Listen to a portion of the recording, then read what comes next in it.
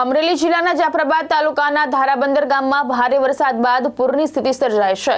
અનેક ઘરોમાં વરસાદી પાણી ઘૂસી જતા જનજીવન પ્રભાવિત બન્યું છે। પરિસ્થિતિની જાણ થતાં સ્થાનિક ધારાસભ્ય હીરાભાઈ સોલંકી સ્થળ ઉપર પહોંચી સ્થિતિની સમીક્ષા કરી રહ્યા છે। ભારે વરસાદના કારણે જાફરાબાદના ધારાબંદર ગામમાં જળબંબાકાર જેવી સ્થિતિ સર્જાઈ છે। ગામના અનેક ઘરોમાં પાણી ભરાઈ જતા ગ્રામજનોને ભારે હાલાકીનો સામનો કરવો પડી રહ્યો છે।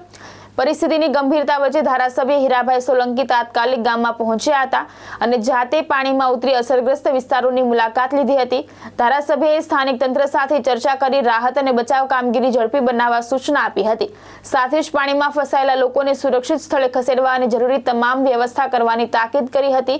સ્થાનિક તંત્ર પણ સતત પરિસ્થિતિ ઉપર નજર રાખી રહ્યું છે અને અસરગ્રસ્ત લોકોને જરૂરી સહાય પહોંચાડવા કામગીરી હાથ ધરી છે। મિત્રો જય સિયારામ। રાજુલા તાલુકામાં 12.5 ઇંચથી વધારે વરસાદ પડ્યો છે અને ધારાબંદર ગામમાં આજુબાજુ આખું ગામ પાણીથી પાણી ફરી વળ્યું છે।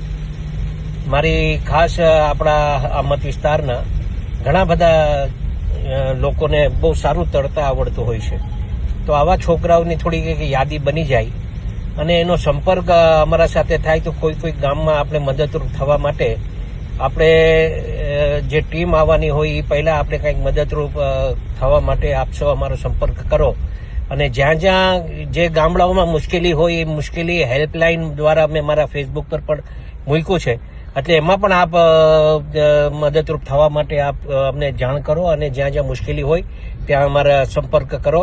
એ આપ સૌને ધારાસભ્ય તરીકે, જનપ્રતિનિધિ તરીકે આપ સૌને મારી વિનંતી। જય સિયારામ। સરફરાજ ખોખર, દ્રષ્ટિકોણ ન્યૂઝ, અમરેલી।